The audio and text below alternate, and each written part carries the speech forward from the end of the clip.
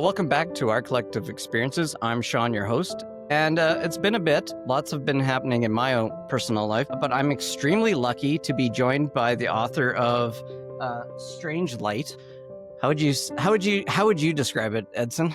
An experiencer account? Yeah, I tried to think of it like a collection of short stories, but stories that were based off of real experiences that were unusual. All kinds of different anomalous, paranormal, UFOs, NDEs, all the things that don't fit conventional explanations. So anybody that had those, I talked to them and told their story. Yeah, that's perfect. This one will be a little bit different since I'm actually chapter 4 in this one. We won't talk about mine at all, I'm hoping. But yeah, it was kind of interesting from my perspective. So we've known each other for a couple of years now. We're actually in just so the viewers have a little background. We start off in, how did we get together? That was through, who was that through? That was through. So I think I was in a group with Darren King. Yes. And then I think you were in the group. You were in the group before me.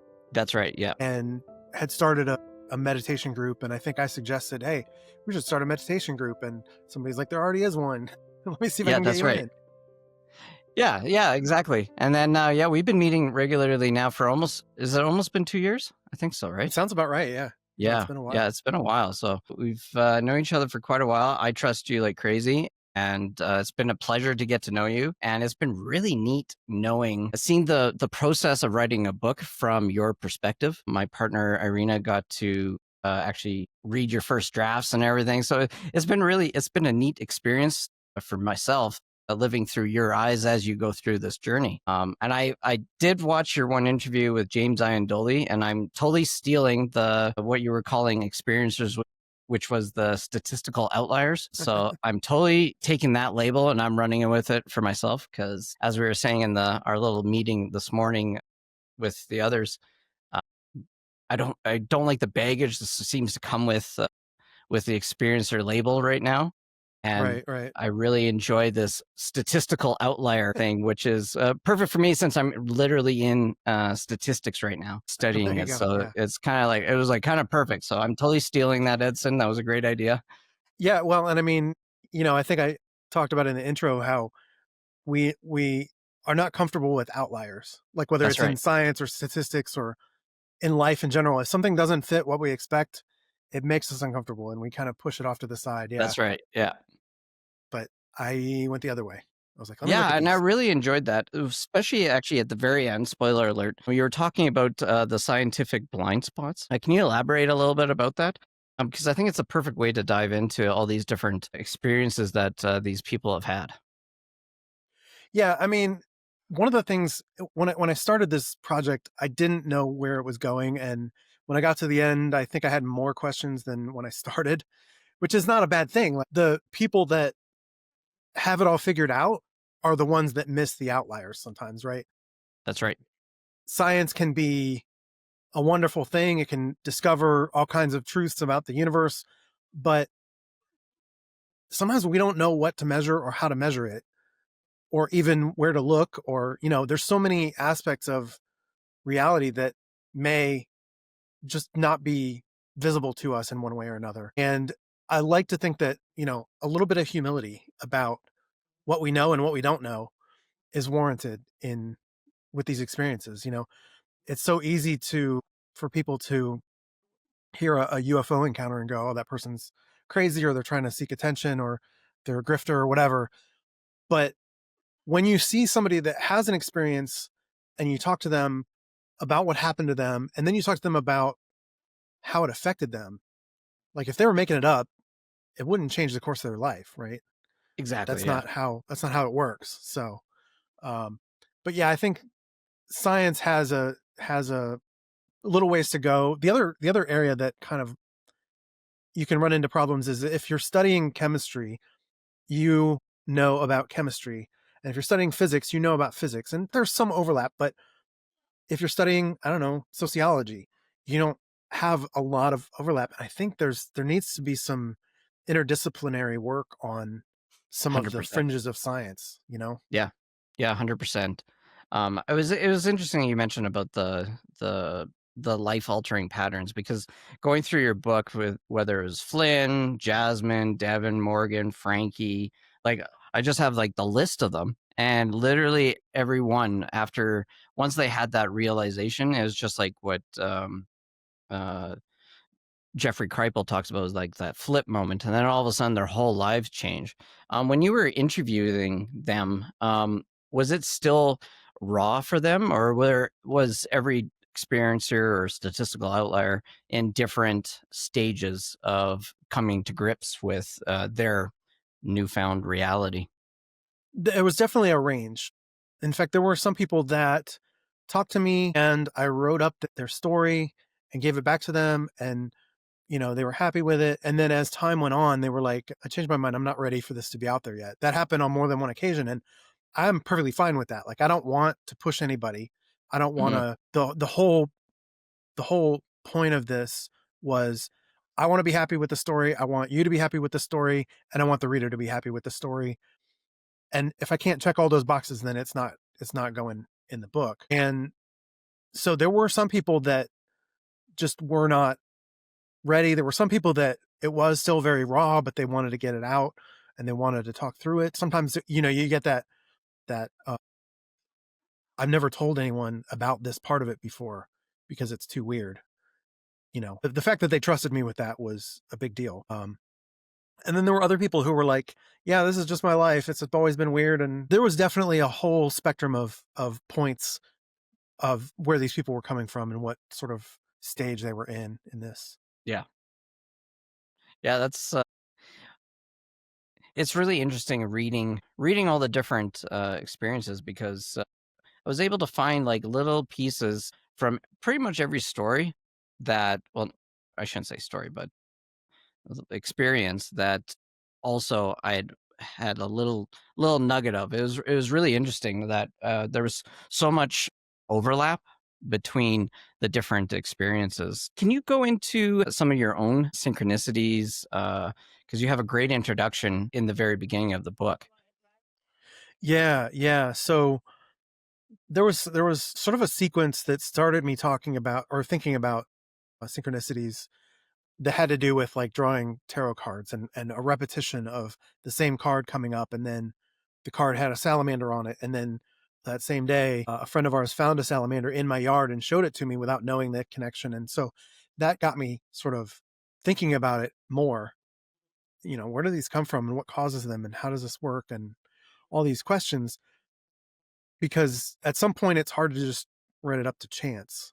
Yeah. But when I started sort of looking back at earlier points in my life, at this point, as I was thinking about these synchronicities, I was further along in this journey of being open-minded, I guess. Being a little, like we talked about, a little more humble about what I know and what I don't know. And I started thinking about how so if I rewind the clock to January 2016, that was like the start of total chaos for me. January, I was in the middle of separating from my wife. We were on the path to divorce. Where I live, there's a year waiting period for divorce. And, Yeah, same so here. you're in this complicated, tenuous position trying to find your own separate lives. And then one day, I don't want to go into the whole story because, it affects my kids, but my soon to be ex was arrested and gone from our lives. And then 6 months later, my mom passed away from lung cancer. And so I had these two really big, earth shaking events in my life. But one of the things that came out of that was when my ex went to prison, suddenly the house that she had been living in, which was still in my name, was now my responsibility.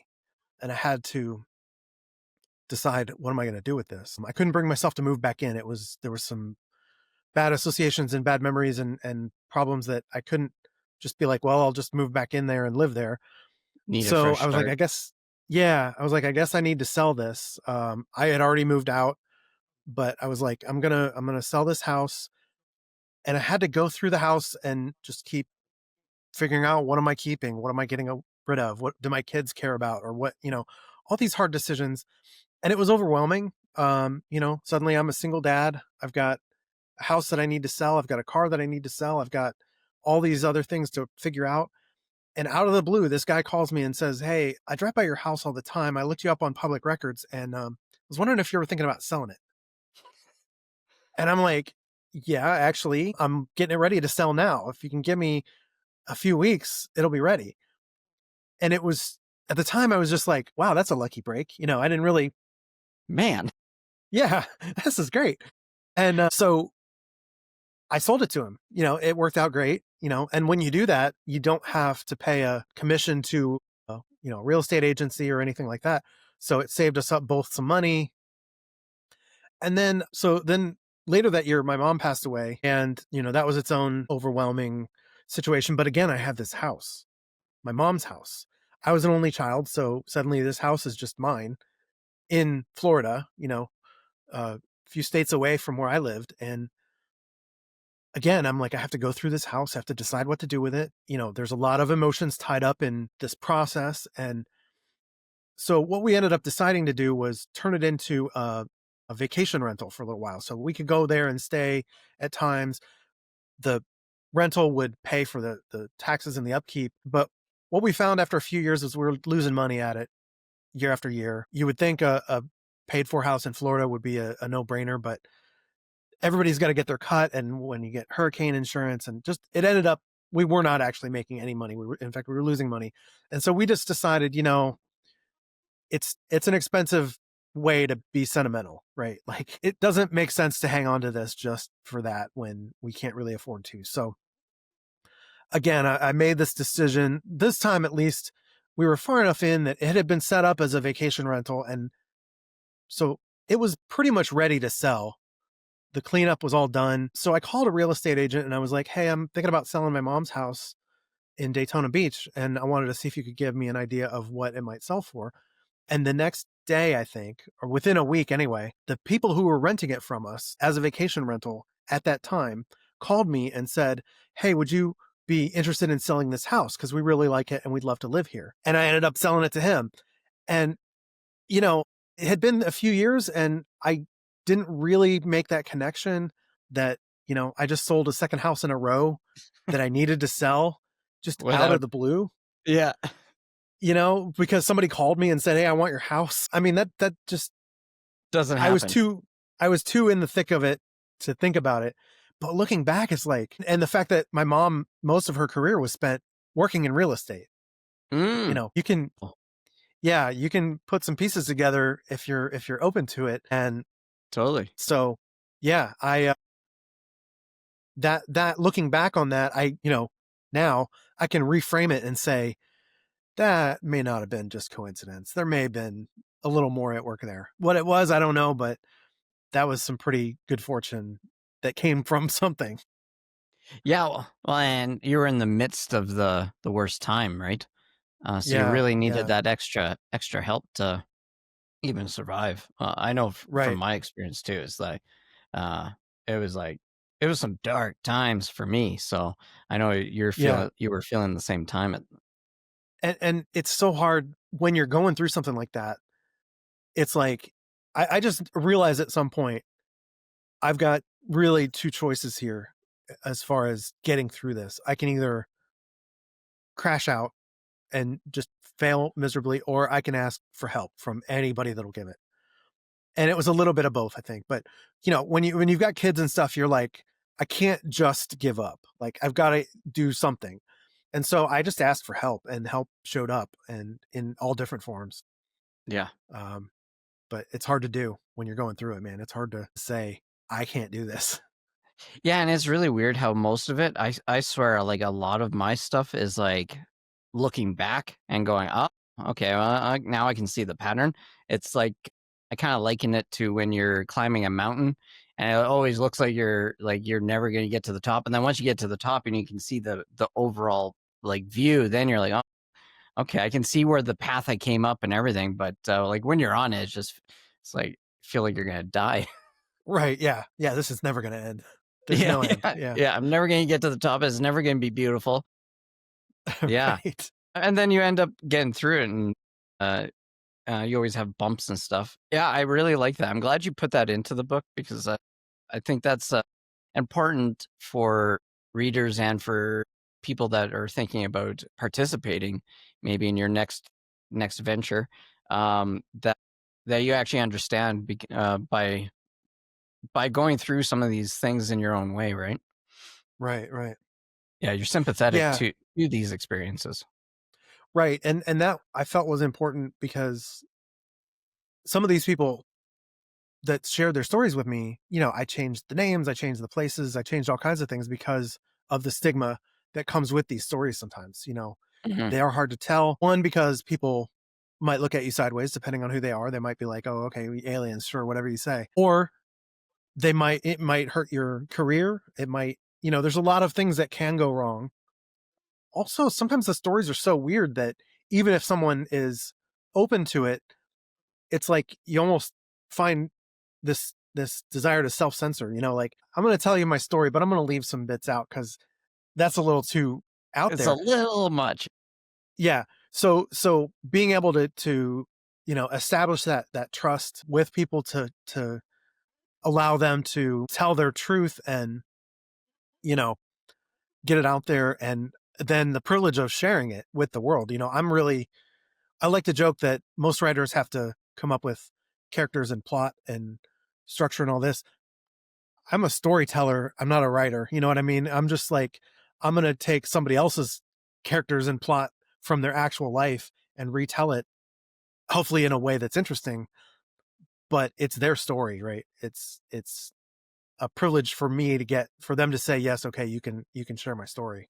Yeah, I think you did a great job. I know for like my own chapter, it's easy to like, it was easy to read and followed that chronological order, and it was easy to see how you interpreted my own story, which was Yeah. very like very factual of like what we had talked about. But you also put your own personality on it too, which I really enjoyed. So I actually really liked reading it. I'm only gonna read it the once though. My chapter. This is too weird. Well, yeah, yeah, no, I get that.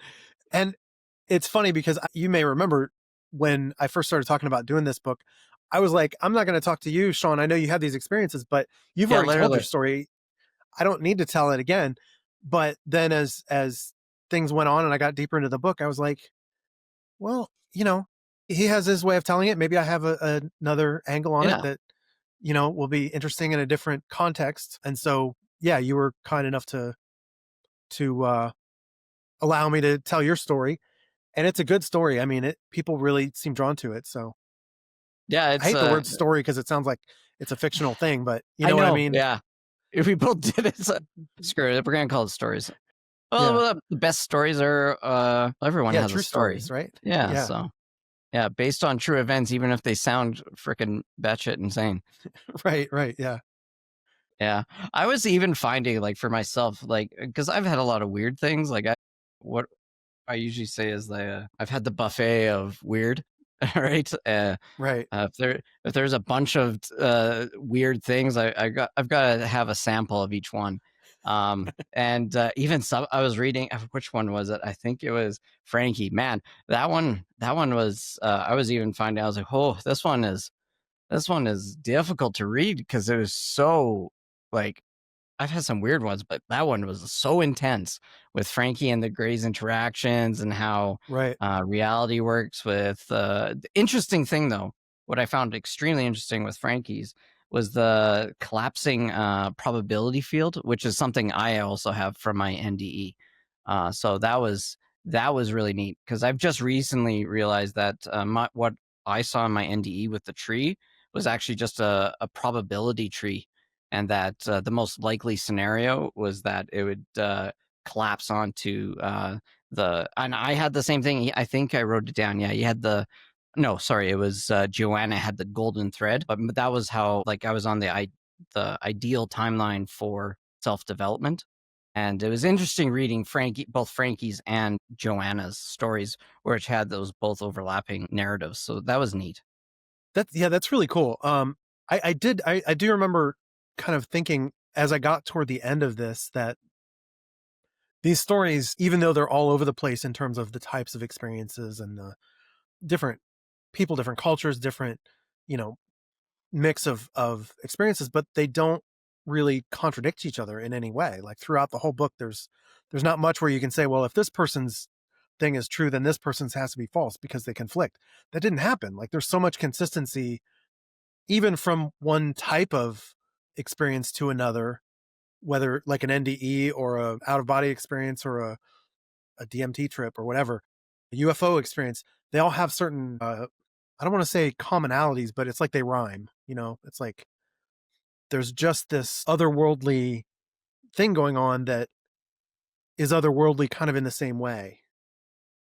Yeah, I was kind of thinking just as you're talking about that, it kind of has like the same beat or melody as a. Yeah. It's the same kind of genre for Yeah. songs, right? Yeah. Right. Yeah, it was really interesting. Do you have like a favorite kind of experience as you were doing all these interviews? Is there something, the things that stick out to you as you were doing these? You're like, huh, this is something. Well, so you mentioned Frankie's story. That was one where I did this interview with Frankie and it was fascinating. And I wrote it up and it took me a while to kind of figure out how to tell that one because it was big and it was like there was a lot going on there. And when I got done, I read through it again and I tweaked it a little bit. And then I was like, okay, like I had three people reading it for me, Irina and Heidi and Casey. They were sort of my first line readers, editors. And I kind of, when I sent that one out, I'm like, listen, this person's story is wild. Like this is someone who has this experience with these gray aliens and they have this story about being a hybrid, a human alien hybrid, at least on a fractional level. And I felt like I needed to almost give that warning that like, you know, buckle up for this one. And the feedback I got was like, that sounded crazy, but when you read it, it sounds compelling. You know, it's such a detailed and interesting experience that, you know, it was hard to tell that story in a way that was like I rearranged it several times to get the flow right because it's not an easy story to tell. No. Hopefully it came across with the details and the feel of it, you know, once I got done. But I think that was the one that I was most, as I sent it out, I was most like, man, this one's wild. But I mean, there's a lot of wild stuff in this book. It just Oh yeah. depends kind of on what you're prepared for ahead of time. If you've been looking at paranormal documentaries and ghosts are nothing to you, then you might breeze through those chapters. But if ghosts freak you out and you get to a couple of these stories, you might be like, I'm not reading this at bedtime. So yeah, it just kind of depends. Yeah, it was interesting too, because I like the paranormal stuff. I've only had brief things with that. So it was interesting reading the paranormal stuff and how much overlap they've had with my own. And yeah, it is. I find it weird because I'll be quite honest. It's really weird when you're reading somebody else's thing and you're like, oh, that sounds. I don't know. And then I'm like, oh wait. I like no one's literally gonna believe my shit either. And so then I Right. like literally catch myself and you're like, oh my God, there's like so much cultural biases that we're probably not even aware of. That I Yeah. even Yeah. like even with somebody that I've had so much weird stuff. I even catch myself doing it too. And I'm just like, huh. That's interesting things. Yeah. And that was kind of what I was trying to go for in this book was like, what if we just listen to these people, right? What if we Yeah. just forget about whether whether we're gonna believe every last bit or not? This is their experience. This is to them, this was it. And you can put whatever lens on it you want, but the lens I put on it was like just take everybody at their word and tell their story. Yeah. I really liked Flynn's story with the Marfa lights. Hmm. I thought that was really interesting, and it was really interesting with his DMT experience because I had about how he got kicked out of his DMT experience because I literally had the exact same thing. I think I I've remember heard that telling you. before too. Yeah, because I think I remember telling you this because the first time I did DMT, I don't have very often have deja vu. Like I think I've had like five it's either a premonition or a deja vu, similar to, I forget who was having premonitions. Oh, Jasmine. So I'd have like a dream premonition. And I had this one where I was going to have a really bad experience with DMT, and I dismissed it. It was like months before I ever did DMT. So I get some DMT and I lay down on the bed, but I had forgotten that I put the washer and dryer on. And so I lay down on bed, I do the hit, and I'm starting to rocket launch off. And I think it was the dryer kicked into turbo mode and scared me while I was rocketing. And all these, and I swear to, it looked like demons started swamping me because I got stopped midway. Because I got scared, I got stopped, and all these demons started flying at me, and they were like surrounding me. I was like in this void, this white void with all these demons around. I couldn't really see them. I just felt them. That's the weird thing. So I couldn't actually describe them because I couldn't actually see them. And then but I did see this ball of light come off in the corner, and then came flying at me and hit me in the chest, and then I exploded with this golden light like a nuke, and it blew them back. And then I got this message from whatever this DMT entity was, and is like, quit fucking around. And then it kicked me out. And then I was like, okay, I think I'll take a break. Yeah, and I think I've heard that more than a couple times where around DMT, where sometimes they're like, no, you can't do this right now for one reason or another. You're cut off, or Yeah. And it's not like where you build up a tolerance to, I don't know, caffeine or alcohol or whatever, where it takes more and more. It's just sort of like a yes or no, like we're going to let you in, or we're going to kick you out. And we might let you know why, but we might not.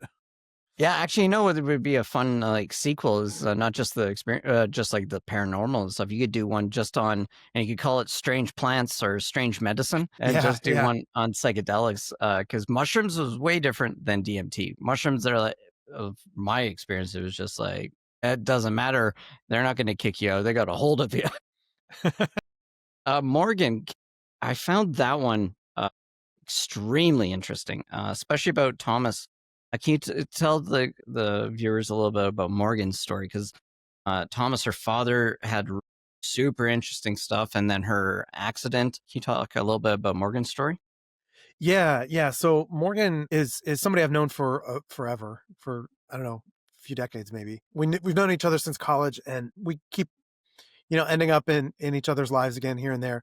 But I didn't know a lot of her stories. I'd heard some of them, but until I did this interview, so I'm getting a little floppy here with my words, but her family seems to have all kinds of connections to this time related stuff. So premonitions and nonverbal communications between people. So her father, Thomas, is almost like a real life Forrest Gump. He kept ending up either in the right place at the right time to witness historical events, or the being not in the wrong place at the wrong time, where he's in combat in Vietnam and he gets sent up a hill to fix a truck and bring it back. And the people that sent him, and he didn't realize that the hill had been taken by the enemy, and there were, dead bodies in the jungle. He just walked through it, fixed the truck, brought it back down like it was nothing. And then they figured out, oh shit, he was in some serious danger. And he has a whole bunch of these type of stories. But one, when Morgan was in high school, they were going to, I think it was a high school dance or something. And they wanted to go out to dinner beforehand. And, they crammed too many people in the car, and they were teenagers and just a little bit stupid or reckless probably. And flipped the car, like crashed it and flipped it. And somehow Morgan's parents knew that something had happened without knowing, without any, like, it wasn't like she was late coming back, or it wasn't like they heard sirens. Her mom was just like, go find Morgan. And dad knew right where to go, and got to the scene of the accident as the police were getting there, and they wouldn't let him go down to check right away because, accident scene. And it turned out Morgan was in the accident. Thankfully, everybody was okay. She did get a brain injury, which does affect her on and off through her life, but it could have been much worse. And she happened to switch seating arrangements with somebody, which might have saved a life. It was just, again, it was one of those, like, if things had been just a little different, the story could have been completely different. Yeah. They have another story about their house catching on fire where her mom wakes up, realizes there's smoke, and just calmly gets everybody out of the house. And Morgan had been little and was laying in her crib, and there was like an outline of the soot around her from the fire, and got everybody out in plenty of time. And then the firefighters got there, not realizing that that was the family. They thought they were just onlookers, and they're like, "Man, I hope we didn't lose everybody in that house." And they're like, "No, we're right here." So yeah, there's a whole lifetime of these experiences for multiple members of her family. Yeah, it was a great chap. Actually, all of them are great chapters, and that one I like. I couldn't put down. I was just like, it was just thing after thing. I was just like, it was really well written. The whole book's really well written. So if anybody's interested, please pick it up because it's a great book. But I really enjoyed Morgan's story. I just thought it was super compelling, especially with the family connection. I loved it. Yeah, Another that was one. I was just going Go to say ahead. that the one other piece of that chapter that really intrigued me was the sort of telepathic type communication between Morgan and her kids, because even her adopted son seems to be able to pick up on her Hmm. thoughts and vice versa. Hmm. Answering a question before it's verbally asked because the person was thinking about it, things like that. So many fascinating things going on there. Yeah, it was really interesting. Because there was even something very similar with her daughter Talon, too, with my own daughter Ava, because Talon's birth, like she was not crying and she was. You were describing that whole situation, and my daughter Ava, when she was first born, she was normal. Everybody thought she was like acting normal and everything, but she looked really yellow, and my ex and I kept going, well, like, I think something's wrong. And they're like, no, no, everything's fine. And so they tested her, and she ended up having extremely high bilirubins, which is that Mm, jaundice. And yeah, but they didn't believe it because I'm like fairly dark, and so they just thought she was just like my color. like a And complexion thing. Yeah. so they sent us home, and then we got a panic call from the hospital because they reran it again, and it was like a record level high. And because Ooh. normally a sign and symptom of having really high jaundice is like zero activity, like they're super lethargic, they don't want to eat or anything like that. And Ava was like, she was acting normal, so we had to run back to the hospital. But it was really interesting with reading Talon's birth, like the birth experience and everything like that, and with Ava.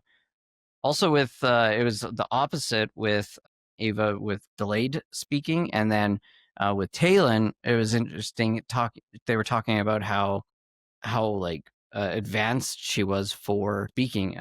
Ava didn't speak for quite a while, and until my brother this one time came over, and he's like, yeah, he was studying child development as part of his minor. And so he was like, yeah, she's not really like meeting the criteria because she's not talking or anything. And then she looked at him, and then she just started like talking, and it was Wow. kind of, Yeah. yeah, it's the kind of the same thing. When I was reading that about her daughter, I was like really getting the same kind of vibe off of it. It's very Yeah. interesting. Well, and there's one story that didn't end up in the book with her daughter, where at, like, I don't know, like 9 months old, some ridiculously young age, this kid learned how to lie. Knew that the parents could hear through the baby monitor, and was like, "Mom, I pooped." Even though she just wanted attention. She wanted somebody to come pick her up and Yeah, check yeah, her yeah. and give her attention in the middle of the night. So instead of crying or "Hey, I pooped, somebody come clean it up," That's and then they get there and there'd be that's nothing. So that's crazy. At 9 months too. That's really crazy. yeah, I don't know if I had that exactly right, but it was really young. It was like It was really young. super young. Yeah. Yeah, that's pretty incredible. Did you find like, I know you mentioned in this one with Morgan's case ADHD? Did you find there was a lot of cases of ADHD with these experiencers? That's a good question. I didn't really talk to people about their possible diagnoses and things, but it wouldn't surprise me if there's something to that. It would only come up occasionally in conversations with people, but yeah, there could be definitely a connection there. Neurodivergence, ADHD, trauma definitely was a Mhm. common thing coming through these. Yeah, there definitely were some repeating themes. Yeah. Yeah.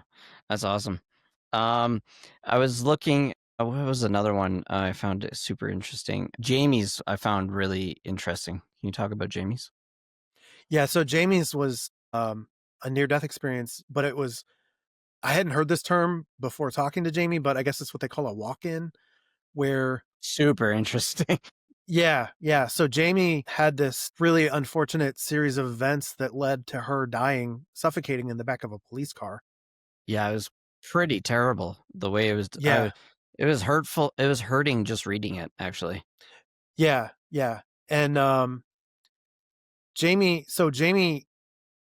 died in the police car, and when obviously she told me her story, so she was brought back, but the person or the soul or the energy or whatever that came back into her body was not the same one that left it. It's, it was a soul swap situation. And she describes it as like she can remember her life, as she calls them Jamie 1 and Jamie 2, just for distinction. She says she can remember Jamie 1's life and memories, but she doesn't have the emotions attached to them because it's more like information than experience. And she said she doesn't remember having the that typical like white light and crossing over all the elements of a typical NDE, and she thinks it's because that was the other soul that got to experience all the light and the love and the you know reunion of souls or whatever, and she just stepped in and took over the role of being Jamie. And it was interesting because before her death, she was very career driven, focused and interested in climbing the corporate ladder type mentality. And Jamie too was like, I can tell you where to go find some good places to dance or go out to Yeah. eat. But I don't, Jamie 1 used to cook these big meals for everybody. I have no idea. Every time I try to cook anything, it just goes horribly wrong. I don't know how to do it. And I don't care to learn, it's like, Yeah. It's kind of crazy. yeah. And she said it was hard because her daughter almost had to mourn Jamie 1.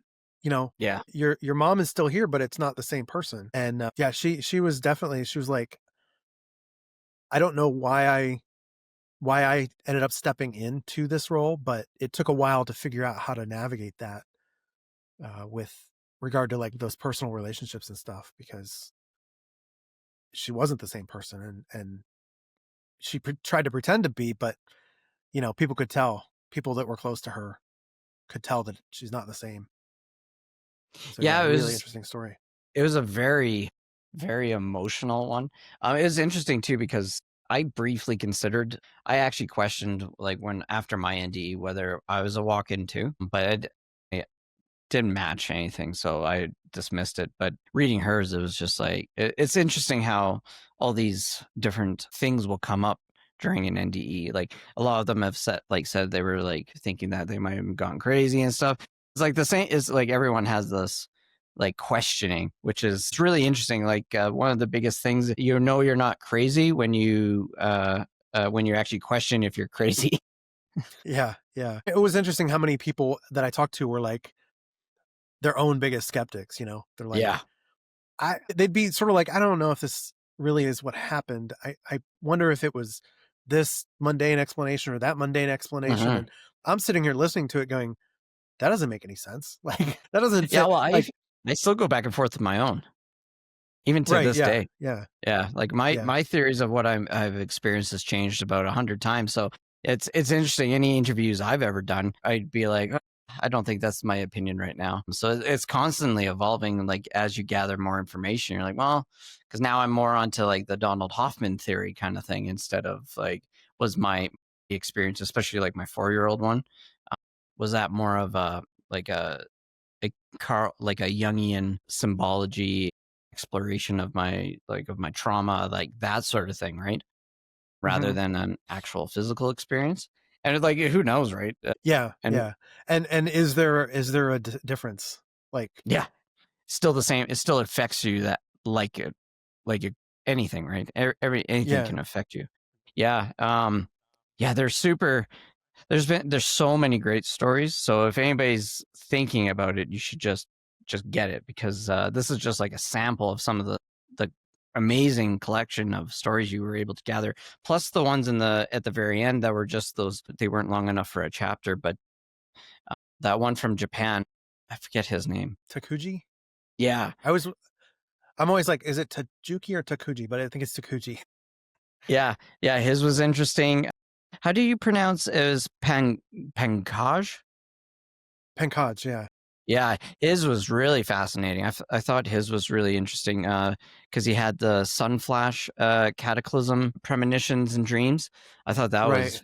that was very fascinating, because I've had that too. Yeah, and his story was full of like synchronicities and weird little glitches and stuff. Yeah. Yeah, yeah, it was super fascinating. Oh, one thing I forgot to mention with Jamie's was that she talks about the destiny nodes, so immovable events in people's lives. And that's like, the node thing is exactly how I thought about it too, because I saw this like interweaving of a web, and they would all coalesce, and like all these points would coalesce into like the tree trunk of my, and then that would be a node, and then it would branch off from these, and then there was all these nodes all over the place. So I thought that was really interesting, that it's like the same symbols and the same ideas, and even some of the same words, which I find super fascinating. Throughout the book, it was just like, oh, this, like, is this a confirmation? Or it was interesting reading it from my perspective. So I'm really glad you did Yeah. this. It was a great read.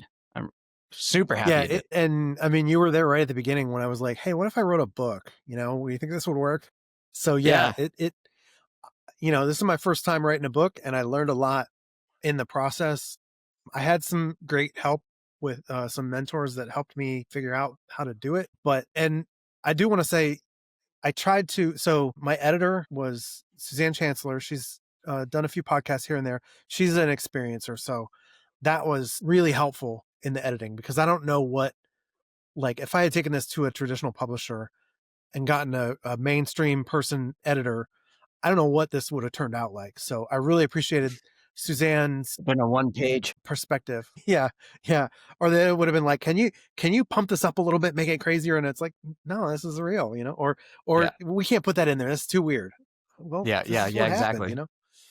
So, but she really helped take this from like a good collection of stories and elevated it for me. She was really, really thorough and meticulous about getting it just right and having me go back and ask questions like, what do you mean by this? And I'd say what I thought it meant. And she's like, are you sure? Maybe you need to talk to them again and find out for sure.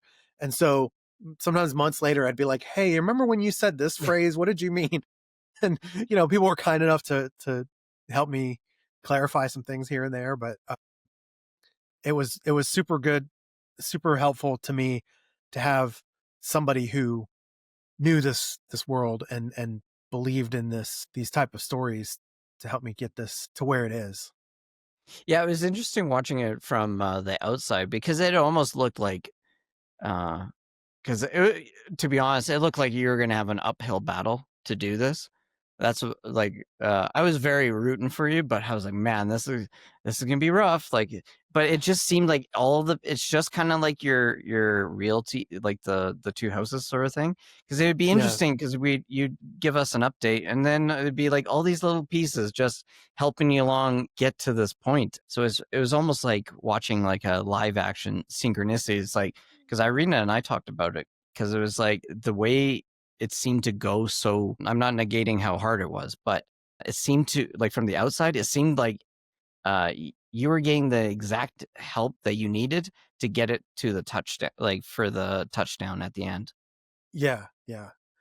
Yeah. And I mean, I like to imagine that I'm just that good, but I think there was more to it than that, because the people that were there along the way, like Robin Lasseter and Mike Cleland, and I mentioned Suzanne Chancellor and um, Jay King and Darren King and Kelly Chase. All these people just kind of supported me in this in various ways. And I think without that, it would have been a different experience for me and Hmm. for anybody who reads it. Like, um, it just, it just came together. And, I can say, oh, well, I reached out to this person and they still had to say yes. And I That's can right. say, you know, because the whole book was me reaching out to people. Sometimes people came to me, word of mouth, but the whole process was like, hey, here's what I'm doing.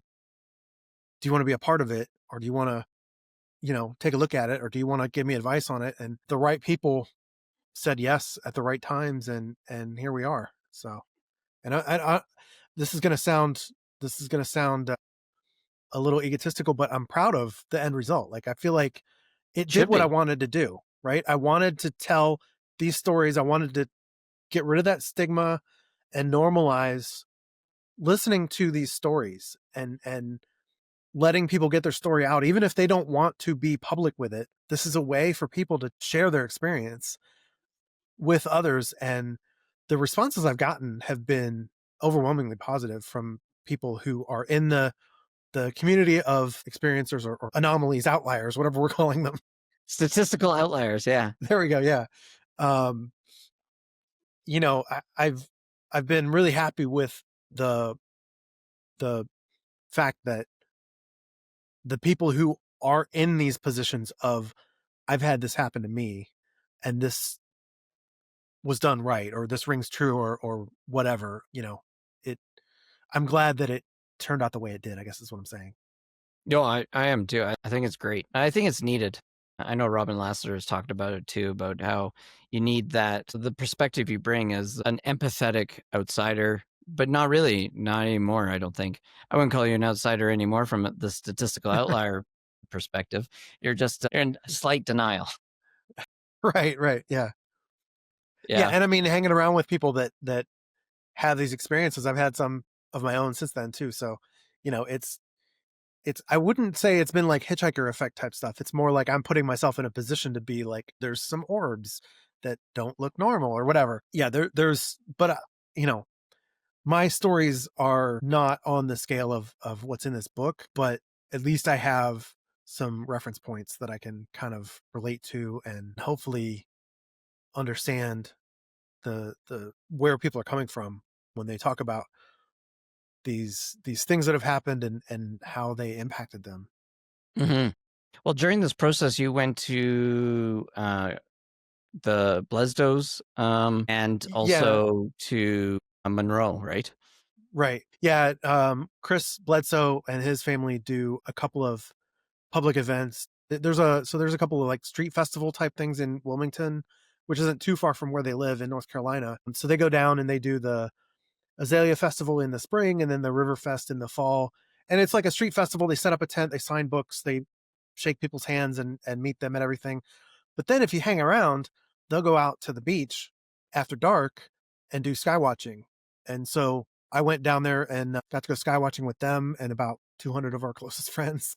Just a small little gathering.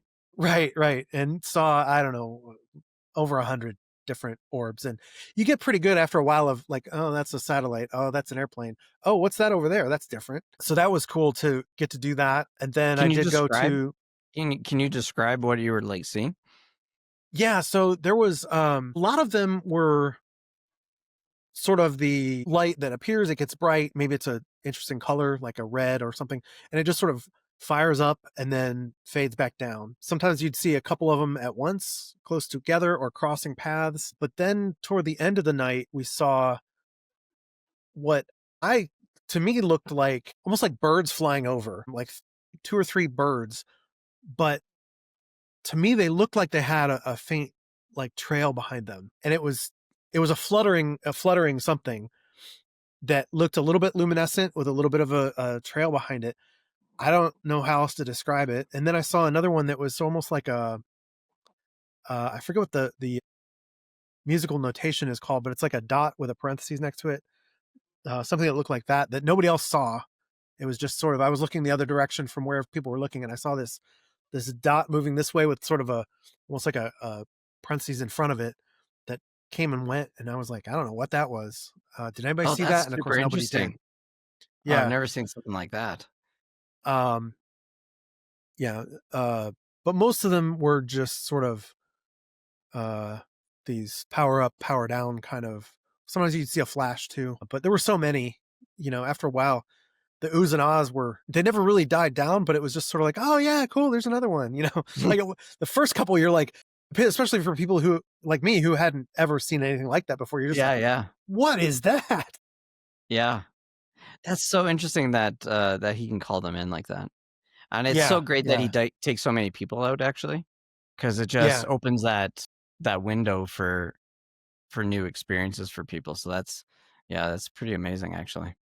yeah. And it seems like the crowds get bigger each time he does it. I think they had one. I don't remember if it was. It wasn't one that I was at, but I think they said they had over 1,000 people at one of these at one Wow, point. So yeah, wow. Well, I think yeah, like he was on the Sean Ryan show. He's been on quite a few now. So and well, he's been on quite a few yeah. I think he did bigger a Danny podcasts now. Jones was So one, and yeah, Danny Jones. That's the one I was thinking of. Yeah. yeah, yeah. I can't. I think he's done at least one more, but I can't remember. But yeah, and then of course his son has a podcast, and his daughter's got her own music stuff going on around with. They're getting involved with Monroe Institute with some of their projects and stuff. So their whole family has a lot going on. And then actually tied in with the Bledsoes, they had a promotion for the Monroe Institute Hmm. where people that followed their podcast or their family or whatever got invited to participate in a gateway experience at the Monroe Institute in Virginia. And I was lucky enough to get to be one of those people. And it was really cool because Monroe Institute is on its own, just going there is an amazing place. Like if you ever get a chance to go, one of the things I love about it is that you can forget about the outside world. You can forget about responsibilities. You've got a place to sleep. You've got meals provided. You don't even have to watch the time. They just ring a bell and you're like, oh, it's time to eat, Yeah. or it's time to go meditate or go whatever. Like Pavlov's dog. Time to Yeah. meditate. You don't even have to, like, they're like, take off your watch. You don't have to, but take off your watch, put down your phone, leave it in your room. And, but the fact that it was a bunch of people who were sort of like in our world of these anomalous experiences and orb sightings, and so they're and some of the people knew each other already from the Discord server or whatever. So it was kind of like a group. Usually if you go to Monroe, it's going to be a group of strangers, and this was one step removed from strangers. It was like I didn't personally know the people, but I knew we had some things in common. And by the end of the week, it was like we were family. We did all the gateway meditation exercises, which if you've never been to Monroe, it's the whole binaural beats thing. And they've got a whole system that they've tested over the years of how to get to these, and they're very agnostic about their wording. They're taking concepts that exist in Eastern religions or even Western religions sometimes, and they're stripping away the names and just giving them very generic names like Focus 10, Focus 12, Yeah. so that you're not bringing baggage to Yeah. the No, but concepts. as little bias as possible. Right, right. And it's really effective. Like I didn't have the, you know, mind-blowing experiences that occasionally happen there, but I had some really profound experiences there. And because it was some Bledsoe oriented people there, they were like, we should go out and do sky watching at night. And we did. And we saw some amazing things in the sky, just a handful of us, maybe 8 or 10 people out there. We had a bunch of people out there, and we spent a good hour and a half looking at the sky and seeing every plane and satellite go over, but nothing out of the ordinary. And then people started finally trickling off and going to bed. And the few people that stayed out there, we suddenly found this one patch of sky between some trees where everything was happening. There were orbs. There were people. Somebody said, because part of that Bledsoe um, approach is that you interact with them, right? You say, "Can you get brighter, please?" And sometimes they get brighter. And somebody who I think it was somebody who was new to this, was like, "Can you make a triangle?" And next thing you know, there's like these 2 dots and then 1 dot up here going across together, and it's like, there's your triangle. I don't know what to tell you, but that's literally a triangle. And of Yeah. course, we got that on camera and everything. Then there was this weird one that seemed much closer. It was like a spiral, a flickering spiral going up like this, and we didn't realize it until the next day, but we all saw different colors. So I saw it as red. Another person saw it as green. Another person saw it as white. I think there was one person that said it was sort of a teal color. But we didn't even, at the time, we were just like, wow, that was wild. Those sparkly spiral lights. And then when we retold it, we're like, there were these red sparkly spiral. It wasn't red, it was green. The other person's like, no, it Wow. was white. So that was really interesting. That's fascinating. So did you Yeah. do the entire gateway process?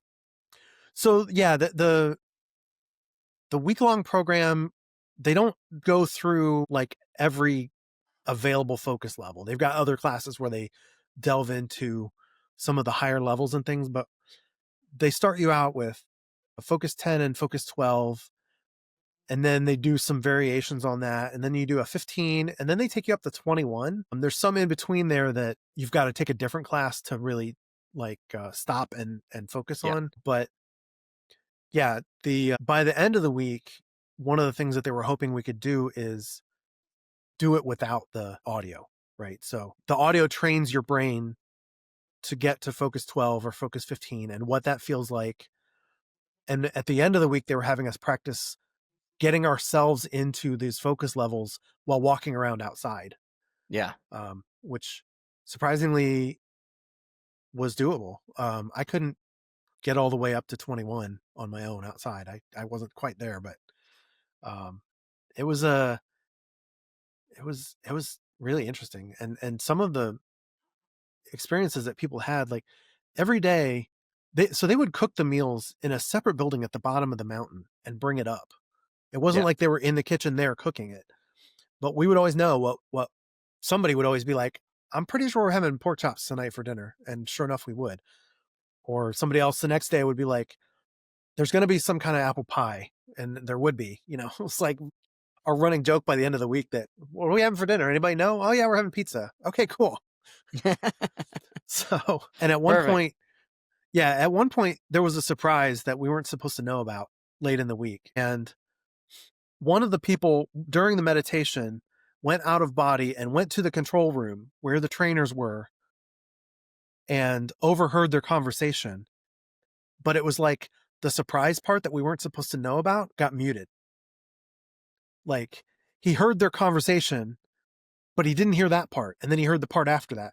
And so when we went back to the, they have like, a room where we all get together and discuss what happened. He was like, were you guys talking in the control room? And did you say this? And did you say that? And they're like, yeah, what else did you hear? And he's like, I don't know. It blanked out for a little while. And oh, okay, good. Wow. Oh, that's So so neat. yeah, That's neat. Yeah, I've done the gateway process, and I've had some crazy experiences with it. A lot of mine with the gateway ended up to do with dark angels and angelic things. So, which was interesting. yeah, Yeah. yeah. And I think you talked to Elise on your Elise. podcast, didn't you? Because Yeah. yeah, I did a chapter on Elise too with Yeah, it her was whole really good. experience with the gateway. Yeah, it was Yeah, were you at Monroe before or after you talked to her? after I talked to her, yeah, Yeah. Oh, yeah, that so was it part of was what made me pull the trigger on it. Was like, oh, I got to check interesting. this out. Yeah, Yeah. Yeah, Lisa's chapter is very extremely interesting as well. yeah, Yeah, and yeah, just yeah. how That her whole experience with the gateway experience, going from like nothing to having these profound realizations is pretty incredible. right. Yeah, yeah. I haven't had that level of experience, but I also haven't had that level of discipline to do it that often for that long. So Yeah, me either. yeah, I'm a bad meditator. right. Same. Yeah. Yeah, You're good at it's leading hard for me. meditations, though. I will say that. Yeah. Yeah, well, thank you. Yeah, we haven't done that in a while. Yeah, it was interesting. Actually, this morning I woke up at 4:41, which is like 1:44 or 4:41. It's always a synchronicity for me and Yeah. Irina. So I woke up at 4:41, could not fall back asleep, and so I ended up doing the triad mind, which is with which is like like a descendant of the Monroe Institute. Right, right. Yeah, run by Mark Serto. So I've been doing that, which is, I really like his because his is more musical based rather than tones. So he's quite a good artist. And so a lot of his is like the sounds that you're going to hear and stuff is a lot of it. Love the like the bell kind of sounds like in Monroe and stuff is more actually more like a guitar and like that sort of thing. I quite like it. It's a very different experience than the Gateway tapes too. And interestingly enough, he was friends with Robert Monroe. So him and I forget who's the author that wrote My Big Toe. They were all Oh, around Robert yeah, Monroe at the same time. yeah, Yeah, so it's interesting there that the expansion of consciousness and what we can do is continuing. I'm glad it is. yeah, yeah. Me too. Yeah, because it needs a little more attention on it, like trying to understand what's going on with these things, because there's something there. It's not Yeah. our imagination. Yeah, no, exactly. Yeah, that's I'm definitely in the realm of that my big toe theory and the Hoffman theory. That's like these two interconnected. Do you find looking back now from like when you first decided to start this journey of yours and now to when now that you've completed it, have you noticed a change in yourself by going through this process? Yeah, yeah, definitely. I'm much more open to everything. Kind of. I'm much more willing to. There's a lot that we don't know, we don't understand, and that's okay. Like, I don't know is a Hmm. valid answer to a question, and it's hard as humans. We spend a lot of time focusing on things that we know and we understand, and thinking that we're almost there. We've got almost everything figured out, and I think we're nowhere close. I think probably 1,000 years ago, or 100 years ago, or 20 years ago, we thought we were almost had it all figured out, Yeah, and we're this close. yeah, yeah, Yeah, we're always just a couple more discoveries and we'll have it. And man, there's so much that, I mean, even just if you just look at, these last couple interstellar objects that have come our way, they're like, well, this doesn't look anything like anything we've seen before. And it's like, okay, even stepping back from all the fringe theories, like, it's from a different environment of space, if nothing else. yeah, Who knows what its origin point is and what that looked like and what chemical makeup and whatever. Like, to always be so like earth centric, human centric, what knowledge we have centric, and go, well, this doesn't fit. Why are we always surprised when something doesn't fit? Like, yeah. sometimes It's so things weird. don't fit. Yeah, Yeah, yeah, it's so weird. Like there's we're always certain, no matter what it is. It's we oh, and I think there's a great thing about people selling is that people don't sell products, they sell certainty. And I think it's because we're always looking for this certainty because maybe we're just all scared. Maybe that's what it is. yeah. I think there is something to that. Yeah, yeah. Yeah, and it's interesting too because we like as you were talking, I was thinking about we're always certain there's going to be a cataclysm coming. Like it's next year right, right, for the last because Irina was talking about even Jesus was like the first apocalyptic messenger, right? So it's oh yeah, interesting. It's always going to be in our lifetime, but and then it just keeps trucking right, along. yeah, yeah. Those people predicting the end of the world are 0 for 1,000 or something by now, Yeah, that's but right. Yeah, I mean, maybe one of them's going to be right one of these days. I don't know, but yeah, and then yeah, they can go. I told it's you. right. Yeah, I knew it. I had it written down on my calendar. That's right. Yeah, exactly. Yeah, yeah. Do you have any plans for a second book? I already know the answer, but for people that are Yes, watching, yes, I am. I spent a lot of time sort of trying to get this book some momentum to start with, but I'm not cut out for long-term salesman job. I can go into this mode of like, buy my book, buy my book, buy my book. Hey, have you heard about this book? I can do that for a little while, but I did it for a little tiring. while, and I'm like, I'm happy to talk about the book all day long, but I also want to hear more stories. And so I've started looking for more people to talk to and try and, I will say that not every person I talk to makes it into the book. Sometimes it just gives me some background information. So just because if somebody reaches out to me, and sometimes people would tell me, I don't really want to be in the book, but I'm interested in giving you some additional information, things like that. So yeah, I've just started dipping my toes back into the world of being somebody else's storyteller. Yeah, that's great. And for anybody considering, I trust Edson. He's very trustworthy. He sticks to what you say, and he treats your story with care. So I was really glad I got to experience that with you, and really glad you were able to come on and have our little chat. So it's been really fun, Edson. So thank you very much. Yeah, thank you. I really appreciate it. It's been great talking to you. Yeah, awesome. Thank you, and thank you everyone. And we'll see you guys next time.